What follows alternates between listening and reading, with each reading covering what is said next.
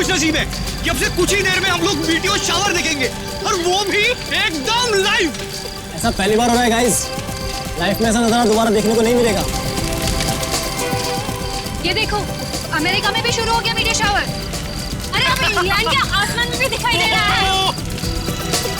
अगला नंबर हमारे देश इंडिया का है दोस्तों।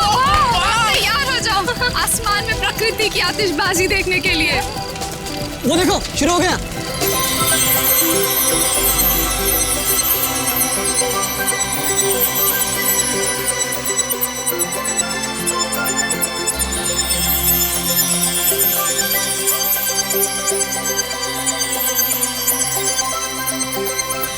ये मेरी जिंदगी का सबसे खूबसूरत पल है। ऐसा नजारा तो मैंने पहले कभी नहीं देखा।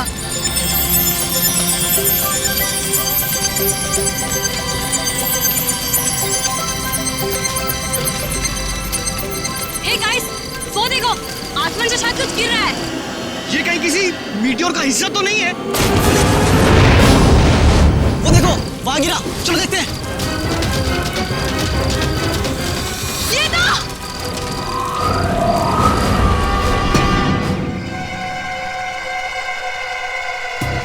आपने पता किया होगा तो ठीक ही किया होगा। वैसे क्या क्या पता क्या किया आपने? पता ये किया कि इस आदमी की उम्र 120 साल है। क्या 120 साल का बुजुर्ग आदमी इतनी ऊंचाई से गिर के मर गया? क्यों? कहीं लिखा हुआ है कि 120 साल का आदमी ऊंचाई से नहीं गिर सकता? आप लोगों से कुछ गलती तो नहीं हो गई? आप एक काम कीजिए, तारिका जी से कंफर्म कर लीजिए। बताओ भाई ने। हाँ अभिजीत, इनके एक्सरे स्कैन्स देख लो। देखो, ये देखिए, इनकी हड्डियां काफी कमजोर हो चुकी थी, जैसे कि उम्र के साथ साथ होता है। और टिश्यूज को हुए नुकसान को देखकर हमने अंदाजा लगाया कि इनकी उम्र तकरीबन 120 साल के आसपास रही होगी। अच्छा, वैसे कितनी ऊंचाई से गिरे होंगे ये? फिलहाल ये बता पाना मुश्किल है। सर हो सकता है इस आदमी को किसी हवाई जहाज से फेंका गया हो। सर वो केस याद है ना आपको, जब एक लाश को हेलीकॉप्टर से फेंका गया था?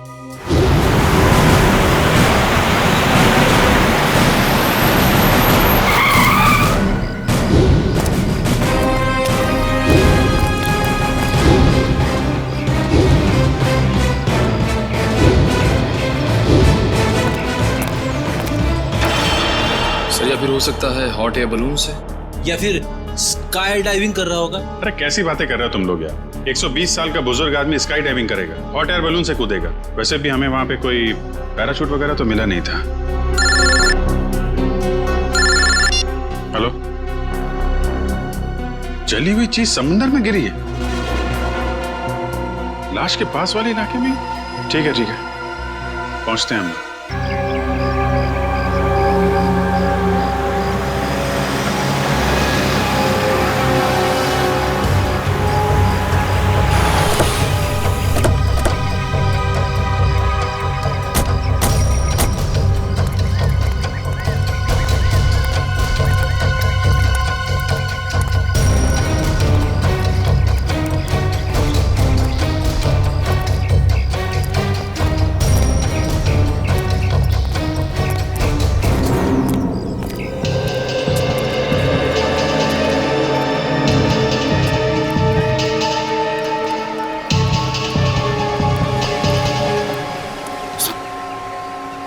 कुछ पता चला क्या गिरा था समुद्र में? नहीं सर, समुद्र में क्या गिरा अब तक कुछ पता नहीं चला।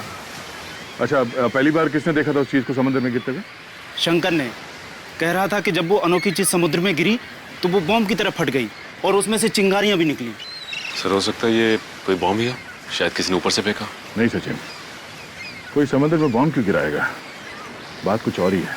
हो ना हो इसका उस लाश के साथ जरूर कुछ संबंध है। ये शंकर कहाँ?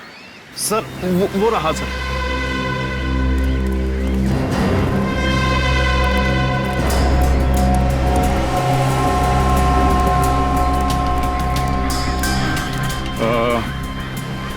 तुम शंकर हो? जी मैं शंकर। हम लोग सीआईडी से हैं। एग्जैक्टली हुआ क्या था? सर करीब रात के 3 बज रहे थे। मेरी बीवी जोर जोर से खर्राटे भर रही थी, इसलिए मुझे नींद नहीं आ रही थी। क्या आपकी वाइफ भी खर्राटे मारती है? रेडी, अब अपनी वाइफ की बातें शुरू मत कर देना। हाँ, क्या कह रहे थे आप? नींद ना आ पाने की वजह से मैं कुछ देर बाहर टहलने निकल आया, तभी अचानक मैंने देखा कोई बड़ी सी चीज जोर से छपाक करके समुद्र में गिरी। एक बहुत तेज रोशनी हुई, जैसे किसी ने आग का गोला दरिया में फेंक दिया। सर, हो सकता है कि अंतरिक्ष से कोई उड़न तस्तरी गिरी होगी समुद्र में, और वो 120 साल का आदमी वो भी उड़न तस्तरी से ही गिरा होगा, फ्लाइंग सॉसर से। रेडी, मैंने तुमसे क्या कहा अभी? थोड़ी देर के लिए मौन व्रत रखो, समझे? सॉरी। जी कहिए। मैं समुद्र के नजदीक आया, ये जानने कि आखिर हुआ क्या है। तभी दूर एक आदमी की परछाई दिखाई दी। आदमी की परछाई? तुमने उसका चेहरा देखा? नहीं साहब, अंधेरा बहुत था, सिर्फ परछाई दिखी। वो आदमी समुद्र से निकला और वहां उस तरफ चलकर जाने लगा। फिर क्या हुआ? मैं उस आदमी का पीछा करने लगा क्योंकि मुझे शक था, पर वो आदमी वहां सड़क पर चलकर एक कार में बैठ गया और चला गया। कार का नंबर देखा है तुमने? नहीं साहब, नंबर तो नहीं देखा, लेकिन हाँ, वो सिल्वर कलर की बैक्स्टर गाड़ी थी। उसने गाड़ी चाबी से खोली या? नहीं साहब, वो कार उसकी नहीं थी, क्योंकि उसने बहुत तिगड़म करके कार का दरवाजा खोला था। सर, फिर तो कार चोरी की होगी। Thank you. अब ये पता करना पड़ेगा कि शहर में कितनी सिल्वर रंग की बैक्स्टर कार है जो चोरी हुई है, और उनके नंबर्स क्या क्या हैं। सर, स्पेक्ट्रोमीटर टेस्ट की रिपोर्ट आ गई है। देखिए मुझे लाश के कपड़ों में से क्या मिला है। क्या मिला है?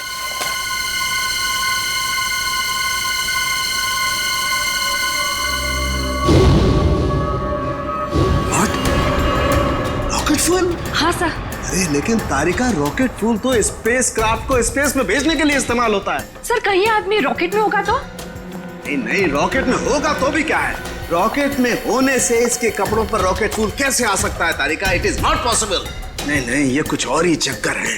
समुद्र में जो खास चीज गिरी थी उसके बारे में क्या पता चला? सर अब तक तो कुछ पता नहीं चला है सर, लेकिन गोताखोर लगे हुए हैं। सर समुद्र का वो हिस्सा काफी गहरा और खतरनाक है, इसलिए गोताखोरों को काफी दिक्कतों का सामना करना पड़ रहा है। बॉस, अभी तो और भी दिक्कतों का सामना करना पड़ेगा। और भी दिक्कतों का मतलब क्या डॉक्टर साहब आपका? मतलब ये अभिजीत के मुझसे बहुत बड़ी गलती हो गई है। गलती? ऐसी क्या गलती कर दी सर आपने? दया, अगर प्रद्युमन ये वादा करे कि वो मुझसे नाराज नहीं होगा तो मैं बता सकता हूँ। नहीं नहीं, अरे मैं नाराज क्यों हूँगा? मैं तो मिठाई बांटूंगा, क्योंकि the great intelligent and genius doctor Salunkhe ने जिंदगी में पहली बार अपनी गलती मान ली। तो डॉक्टर साहब बताइए, क्या गलती की आपने? गलती दरअसल मुझसे ये हुई है कि उस आदमी की उम्र 120 साल नहीं है। क्या? क्या 120 साल की नहीं है? नहीं। तो फिर क्या उम्र होगी उसकी? लगभग 50 साल। क्या साळुंखे, तूने 50 साल के आदमी को 120 साल का बना दिया? इतनी बड़ी गलती की तूने?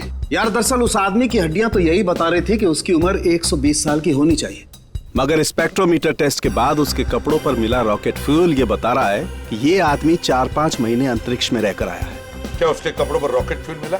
हाँ, और अंतरिक्ष में हड्डियों की डेंसिटी हर महीने 2% घटती जाती है। मतलब लाश अंतरिक्ष में से गिरी है?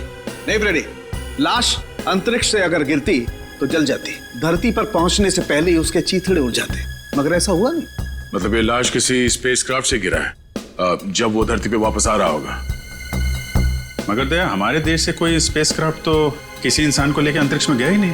फिर भी अभिजीत, हमें पता तो लगाना ही पड़ेगा कि है कौन ये, और फिर वो गिरा तो गिरा कहां से और कैसे, और ये तो हमें हमारी स्पेस एजेंसी ही बता सकती है।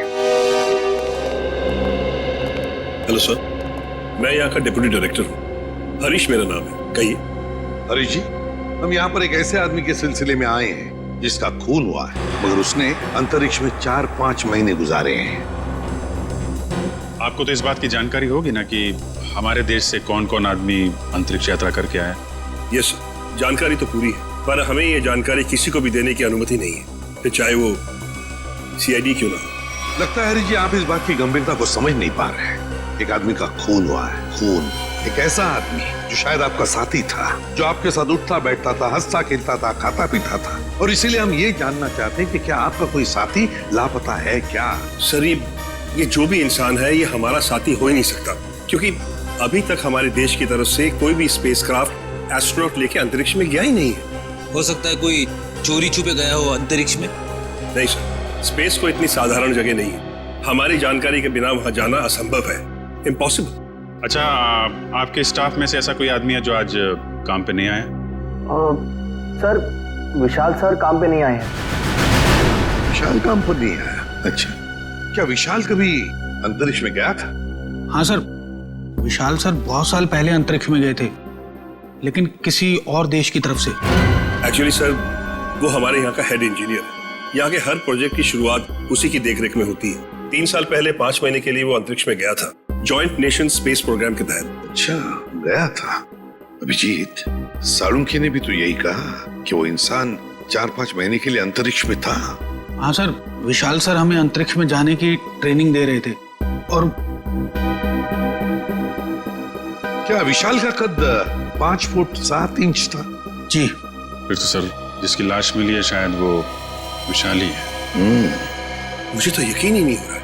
नहीं हरी जी, देखिए, जब तक डीएनए मैच नहीं होता हम यकीन से नहीं कह सकते कि वो लाश विशाल की ही है। लेकिन हमें विशाल के सारे मेडिकल डिटेल्स चाहिए और विशाल के घर का पता भी। जी।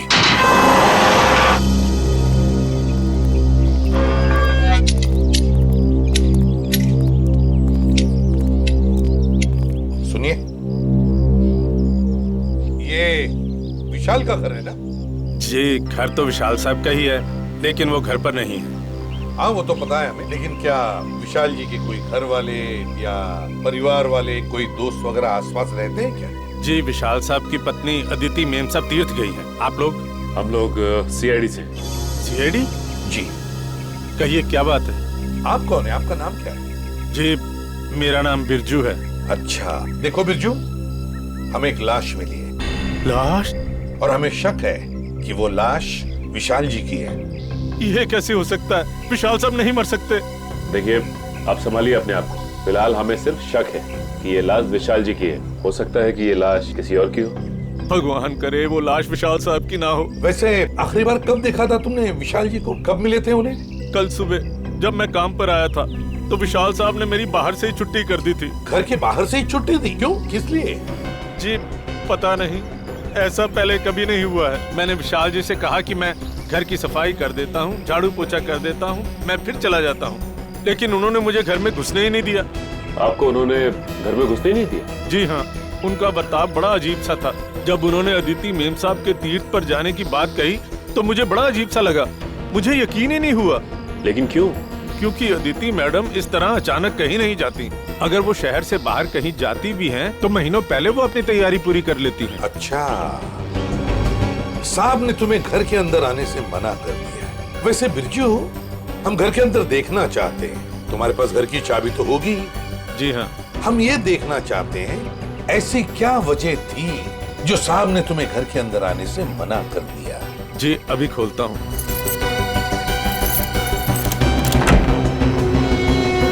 आइए साहब। सचिन, घर को अच्छी तरह से देखते हैं, देखते कुछ मिलता है क्या। चलो।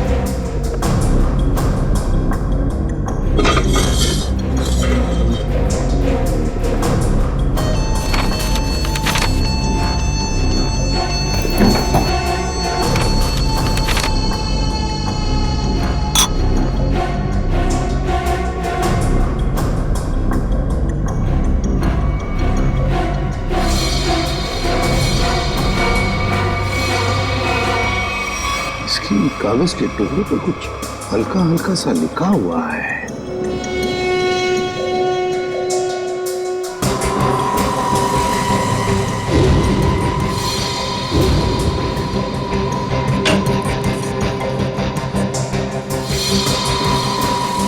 सर। हाँ सच। ये देखिए सर, जूतों के निशान। वो इस खिड़की से इस घर के अंदर आया है। इसके जूते के निशान इस पेपर पे भी है सर। सचिन, घर की हालत को देखकर तो ऐसे नहीं लगता कि घर में कोई चोरी हुई है, लेकिन जो भी इस घर में इस खिड़की से घुसा है वो या तो इस घर का आदमी है या फिर कोई ऐसा आदमी जो इस घर के बारे में और घर के लोगों के बारे में अच्छी तरह से जानता है और किसी खास मकसद से ही इस घर में घुसा है, किसी खास मकसद से। दया, वो चोरी हुई गाड़ी के बारे में क्या पता चला? सर, जगह जगह पुलिस चेकिंग कर रही है, बहुत जल्द गाड़ी मिल जाएगी। साळुंखे, तू यहाँ क्या कर रहा है? वो लगता है फिर से गलती करके आ गया ये। यार प्रद्युमन, तुम कभी सुधरोगे नहीं क्या यार? अरे यार नहीं, कोई मजाक नहीं, ठीक है। आगे से तुम किसी ऐसे इंसान से काम कराओ जिसने अपनी जिंदगी में कभी कोई गलती नहीं की। मैं जा रहा हूँ, बाय। अरे सर, डॉक्टर तारिका। क्या? मेरे कहने का मतलब है सर कि तारिका जी अकेले पड़ जाएंगी अगर आप चले गए तो। अच्छा, तो मतलब आपको तारिका जी की फिक्र है, सालुके की फिक्र नहीं है ना? ठीक है, तो मैं जा रहा हूँ, ठीक है, बाय। यार लेकिन जो बात बताने के लिए आया था वो तो बता के जा। वो आप इनकी डॉक्टर तारिका जी से पूछ लीजिएगा। मैं जा रहा हूँ, बाय। अच्छा ठीक है, बाय। 1 मिनट में वापस आ जाएगा। हाँ दया, देखा?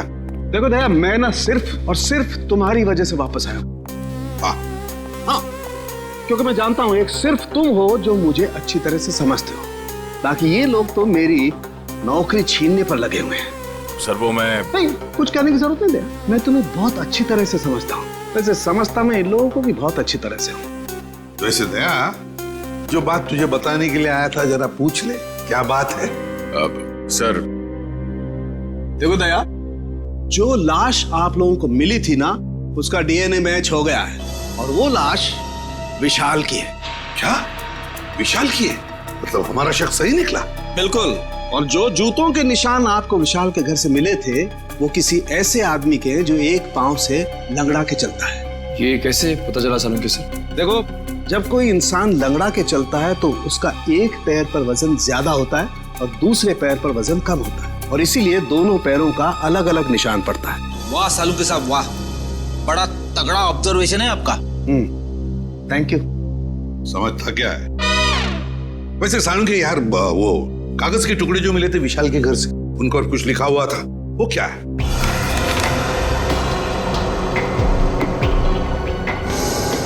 वो ये था, अगर तुमने जुबान खोली तो जान से जाओगे।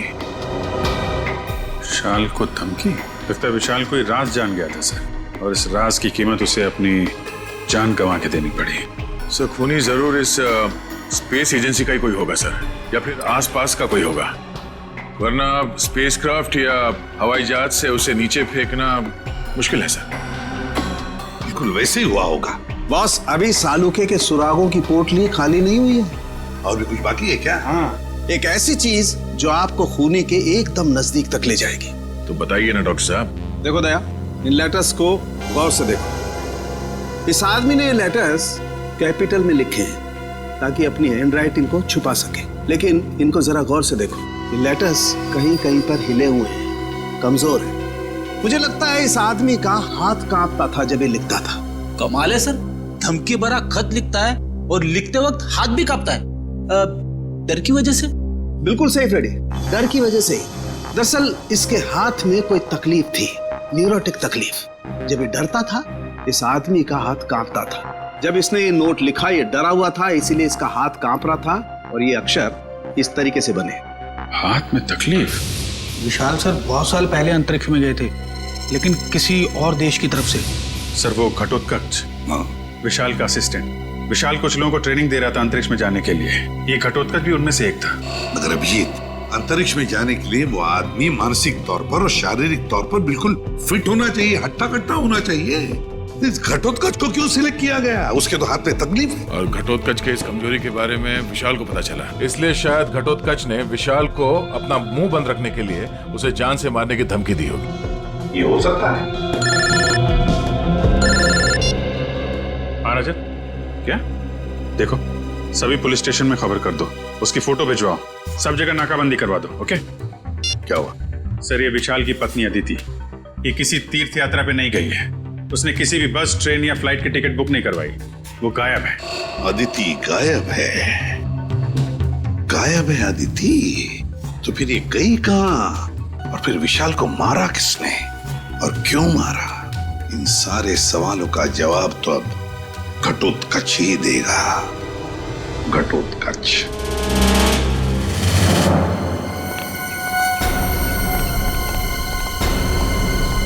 शरीरा घटोत्कच का सर।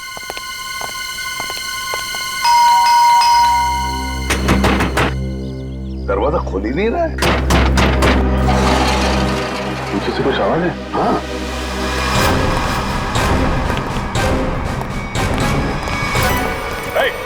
पकड़ो उसे।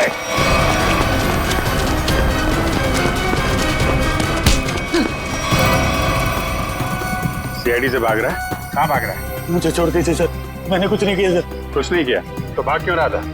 मैं जानता था सर कि आप लोग मुझ पे शक करेंगे। आप लोग मुझ पे शक करेंगे? शक नहीं करेंगे तो क्या पूजा करेंगे? हाँ? तुमने विशाल को चिट्ठी भेजी थी ना, धमकी भरी। अगर तुमने अपना मुंह खोला तो जान से जाओगे। भेजी थी या नहीं? बोल। हाँ सर, वो खत मैंने लिखा था सर, लेकिन वो मेरी भूल थी जो मैंने गुस्से में की थी सर। मैंने विशाल सर को नहीं मारा था। ऐसी कहानी हम लोग बहुत सुन चुके हैं, समझे? मैं सच कर रहा हूँ सर, मैं तो 3 दिन पहले विशाल जी के घर पे गया था उनसे माफी मांगने के लिए। तुम यहाँ पर क्यों आए हो? देखिए विशाल जी, मैं आपसे अपनी उस चिट्ठी के लिए माफी मांगने के लिए आया। उस वक्त मैं शराब के नशे में था और शराब के नशे में ही अक्सर सच्ची बात जुबान पर आ ही जाती है। देखिए आप ऐसा मत कहिए, आप न सिर्फ मेरे दोस्त हैं बल्कि मेरे मार्गदर्शक भी हैं। अगर आपने मुझे माफ ना किया तो मैं अपनी नजरों में ही गिर जाऊंगा। ठीक है, मैंने तुम्हें माफ किया। देखिए आप कुछ परेशान नजर आ रहे हैं। परेशान? नहीं, मुझे काहे की परेशानी है?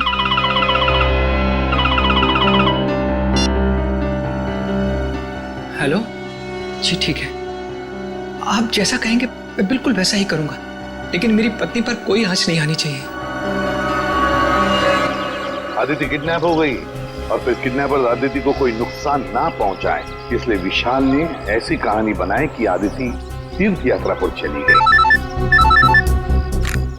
दया का फोन आ गया।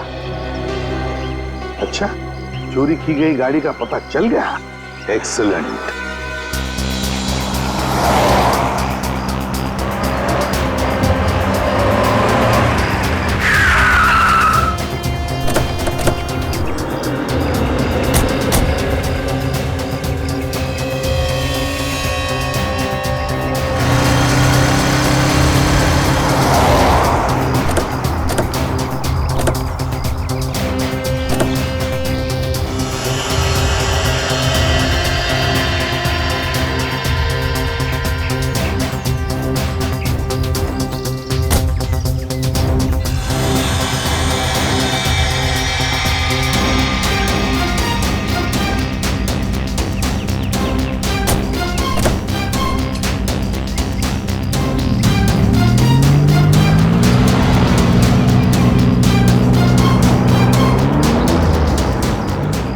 खूनी समंदर किनारे से इस गाड़ी में यहाँ तक आया और उसके बाद गाड़ी को यहाँ पे लावारिस छोड़ के किसी और गाड़ी में चला गया। लेकिन सर गाड़ी में तो कुछ भी नहीं मिला।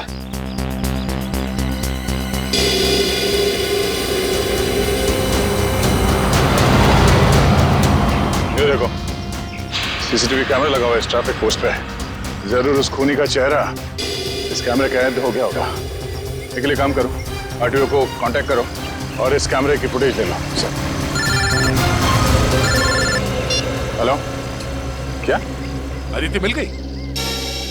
कौन सा हॉस्पिटल में? हेलो सर, मैं इंस्पेक्टर प्रशांत। मैंने ही आपको फोन किया। अच्छा, अदिति की तबीयत कैसी है? सर उन्हें गोली लगी थी। गोली लगी थी? जी हाँ, उनका ऑपरेशन हुआ है, अब वो खतरे से बाहर है।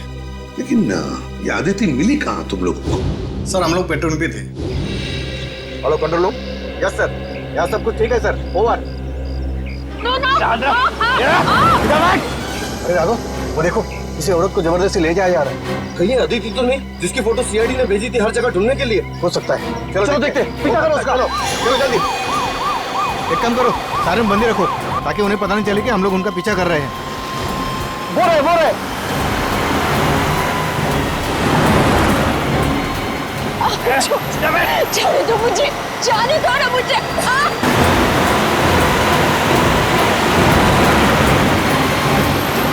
कैसे भी पकड़ना है उन लोगों को, पीछा करो जल्दी। देखो, देख लो।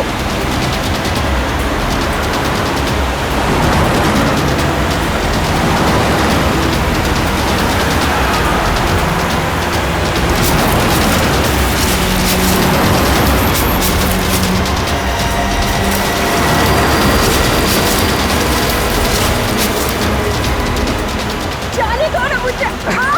जाने देंगे, जाने से पहले तोहफा तो लेके जाओ। ऐसा तोहफा दिखाता हूँ मैं तोहफा। ये है मेरा तोहफा। चलो ले चलो।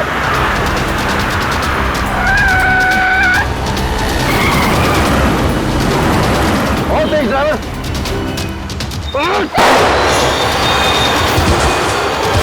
चलो जल्दी, चलो। ये तो आदित्य नहीं है, इसे तो गोली लगी है। चलो जल्दी से हॉस्पिटल लेके चलते हैं। उस कार को हमने रोकने की बहुत कोशिश की सर, मगर हमारा ज्यादा ध्यान अदिति जी की तरफ था, इसलिए वो लोग हमारे हाथ से निकल गए। तुम लोगों ने बिल्कुल सही किया। गाड़ी का नंबर तो नोट किया होगा? नहीं सर, उस गाड़ी की नंबर प्लेट पे मिट्टी लगी हुई थी सर, इसलिए हम लोग आधा ही नंबर देख पाए। Good job. Thank you. हम लोग अदिति से मिलते हैं। जी सर।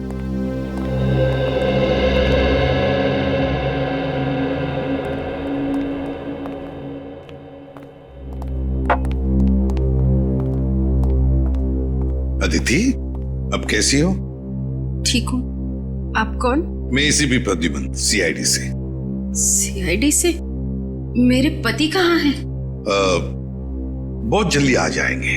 बस एक बात बताओ, ये सब कैसे हुआ तुम्हारे साथ? 2 दिन पहले जब मैं सब्जी मंडी से घर लौट रही थी, कुछ लोग मुझे अपने गाड़ी में डालकर साथ ले गए। उनमें से किसी का चेहरा देखा आपने? नहीं, उन्होंने अपने चेहरे पर मास्क डाल रखा था। ओह, मास्क पहन रखा था। वैसे कहाँ लेकर गए वो तुम्हें, कुछ बता सकती हो? पता नहीं, उन लोगों ने मुझे कुछ खिलाकर बेहोश कर दिया था। एक अंधेरे कमरे में रखा था और वो मुझे विशाल के काम के बारे में सवाल पूछ रहे थे। विशाल के काम के बारे में? तो तुमने क्या कहा? मैंने उन्हें कहा कि विशाल अपने काम के बारे में मुझसे कोई बातचीत नहीं करते, लेकिन उन्हें लगा कि मैं झूठ बोल रही हूँ। नहीं आदित्य, देखो अदिति, देखो जिन्होंने भी ये किया है ना तुम्हारे साथ, उनको हम कड़ी से कड़ी सजा दिलवाएंगे, ये मेरा वादा है। आप उन्हें मत छोड़िएगा। वो लोग देशद्रोही हैं। कुछ देर बाद उनका बॉस भी उसी कमरे में आया और उसने मुझसे कहा कि विशाल मुझसे ज्यादा अपने देश से प्यार करते हैं।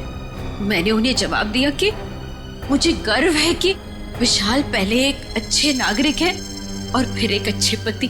बिल्कुल सही कहा तुमने, बिल्कुल सही कहा। और सच कहूं, हमें भी तुम पर गर्व है, क्योंकि तुमने ये सब किया ना इसकी वजह से। अच्छा बताओ, क्या तुमने उस आदमी का चेहरा देखा? नहीं सर, उसने भी अपने चेहरे पे मास्क डाल रखा था, लेकिन हाँ, गुस्से में आकर मैंने उस पर झपटकर हमला किया था। अच्छा? उसकी गर्दन पर खरोच आ गई थी। उस आदमी के गर्दन पर खरोच आई थी? तो फिर सचिन, जरूर आदिति की नाखून में उस आदमी की चमड़ी के अंश होंगे। उस आदमी के चमड़ी के अंश होंगे। हाँ निखिल, ट्रैफिक सिग्नल का फुटेज रेडी है? हाँ सर, रेडी है। चलो देखते हैं।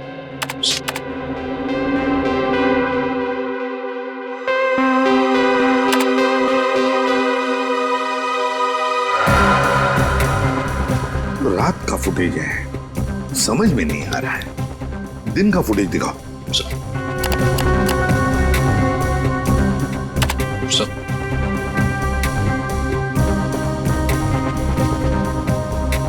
कोई आदमी गाड़ी की तरफ चलते हुए आ रहा है। निखिल, पॉज करो, रिवाइंड करो और फिर से प्ले करो।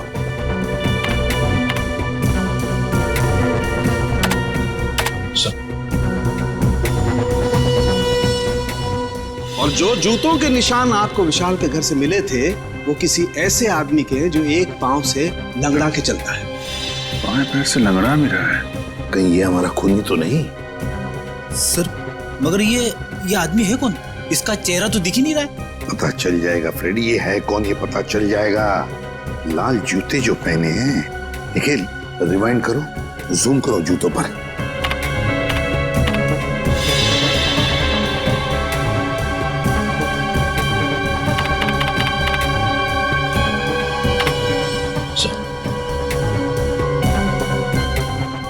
ये जूते मैंने कहीं देखे हैं सर।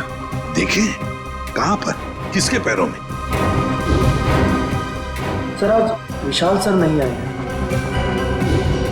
समीर, विशाल का असिस्टेंट सर, और वो लंगड़ा के भी चल रहा था।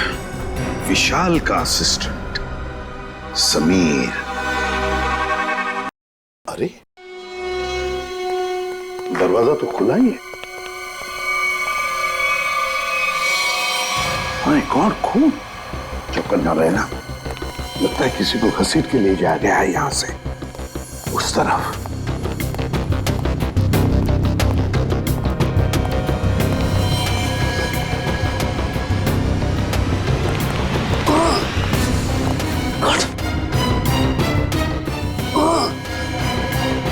सर ये तो समीर है। समीर? जल्दी से एम्बुलेंस बुला। समीर घबराओ मत, देखो हम लोग सीआईडी से। चलो कुछ नहीं होगा, एम्बुलेंस बुलाई है हमने। क्या क्या कह रहे हो? क्या बताओ बताओ। Sameer Sameer. Okay thank you sir. Ambulance आ रही है सर। समीर तो मर गया। माय गॉड सर, हम तो सोच रहे थे कि ये समीर ही गुनहगार है, लेकिन यहाँ तो समीर का ही किसी ने खून कर दिया। वही तो, इस शतरंज के खेल का असली खिलाड़ी तो कोई और ही है, कोई और ही है। समीर के घर में से जो डॉक्यूमेंट्स मिले उससे पता चलता है कि समीर विशाल के लिए काम करता था, जासूस था वो विशाल का। दुनिया के सामने समीर विशाल का असिस्टेंट और असली काम जासूसी। एग्जैक्टली। पर जब विशाल को पता चला कि स्पेस एजेंसी में कोई गद्दार है जो वहां की खुफिया इंफॉर्मेशन बाहर भेज रहा है, तो बस उसका पर्दाफाश करने के लिए उसने समीर को रख लिया काम पर, जासूस बनाकर। और इसीलिए समीर ने भी हमें कुछ नहीं बताया, क्योंकि विशाल ने उसे ऐसा करने से मना कर दिया था। हाँ, दया जब विशाल का खून हुआ तब शायद समीर तहकीकात करने के लिए विशाल के घर गया। और जैसे ही खूनी को लगा कि समीर उस तक पहुंचने वाला है, उसने समीर का भी खून कर दिया। बॉस, आसानों के अदिति के नाखूनों में चमड़ी के अंश मिले? हाँ मिले ना, उसके नाखूनों में चमड़ी के अंश मिले। तो जब मैं आप लोगों को बताऊंगा कि उस चमड़ी का डीएनए किसका था, आप लोग दंग रह जाएंगे। डॉक्टर साहब, रियलिटी शो के विनर का नाम अनाउंस करने जैसा सस्पेंस मत बढ़ाइए, नाम बताइए ना प्लीज। बॉस, उस आदमी का नाम है deputy director Harish. Hello sir, मैं यहाँ का डेप्यूटी डायरेक्टर हूँ, हरीश मेरा नाम है। क्या डेप्यूटी डायरेक्टर हरीश? तभी तो समीर मरते वक्त हाँ हाँ हाँ ऐसे कर रहा था। क्या क्या कह रहे हो? समीर कहना चाहता था हरीश, वो हरीश का नाम लेना चाहता था। Deputy director Harish, space agency का deputy director Harish. Excuse me sir, आप लोग यहाँ? जरा हरीश जी को बुलाइए। कहाँ है वो? सर वो तो कुछ ही घंटे पहले चले गए। चले गए? कहाँ गए, कुछ पता है आपको? नहीं सर, वो बड़ी जल्दी में थे, इसलिए बिना कुछ बताए निकल गए। कोई बात नहीं, हम पता लगा लेंगे। उनके गाड़ी का नंबर दीजिए। जी। हेलो, हाँ बोल रहा हूँ। कहाँ पे? एमआई इलाके में? ठीक है, ओके सर। हरीश की गाड़ी एमआई इलाके में देखी गई है सर। एमआई इलाके में? हाँ सर। शेयर जरा नक्शे में चेक करो, एमआई इलाके में हरीश कहाँ जा सकता है? सर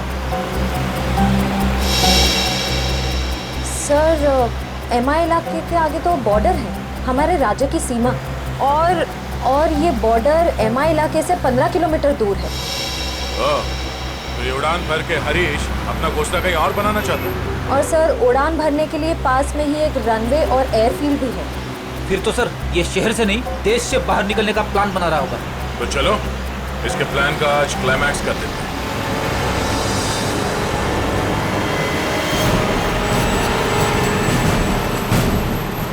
सर वो देखिए हरीश की गाड़ी है।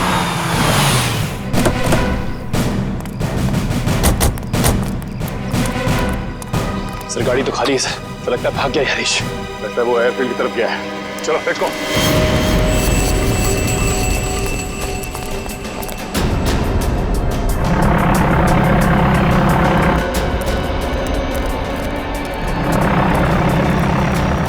सर उसका प्लेन तो टेक ऑफ करने वाला है।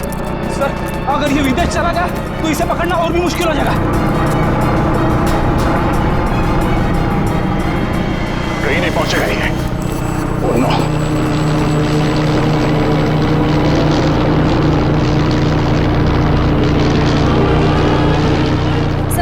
सर हम कंट्रोल टावर से पता कर सकते हैं कि ये प्लेन किस दिशा में और कौन से देश की तरफ गया है।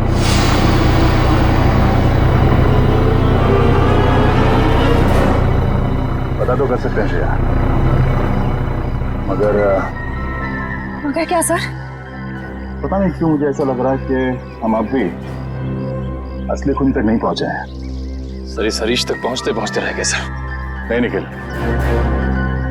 असली खूनी ये हरीश नहीं है। हरीश नहीं है तो फिर कौन है सर? अब मेरी समझ में आ रहा है कि सब किसका किया धरा है। चलो।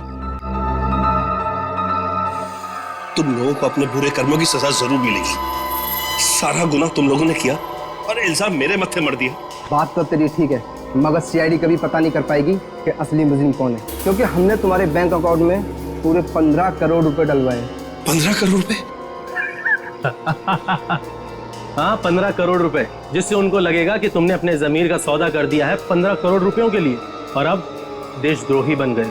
शर्म आनी चाहिए तुम लोगों को। शर्म तो हमें आने से रही, अब तू एक अच्छे बच्चे की तरह उस नए मिशन की पूरी जानकारी हमें देते हैं।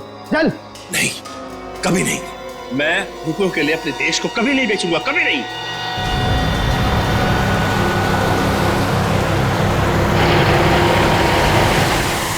देख, मैं तुझे आखिरी बार बोलता हूँ, बता दे, जिंदा छोड़ दूंगा तुझे, वरना तुम्हारे मरने के बाद वो जानकारी तो हम हथिया ही लेंगे। एक गद्दार की जिंदगी जीने से एक देशभक्त की मौत मरना मुझे ज्यादा गंवारा है, समझे तुम लोग? हाँ, मगर अफसोस, कानून और देशवासियों की नजरों में तू हमेशा एक गद्दारी कहलाएगा। नहीं रहेगा। कोई अपनी जगह से नहीं लेगा। या नीचे हाथ खोलो। उठ। बस।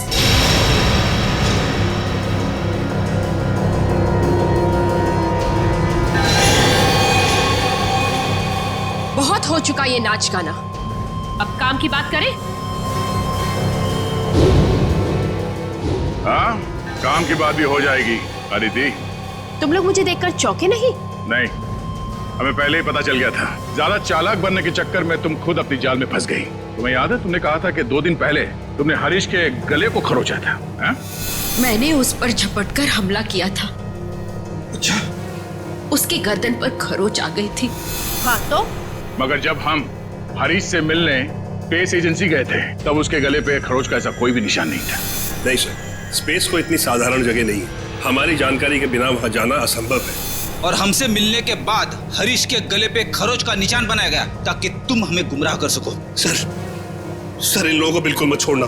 इन लोगों के पास देश की एक ऐसी खुफिया जानकारी है जो ये अरबों रुपए में दुश्मन को बेचना चाहते हैं।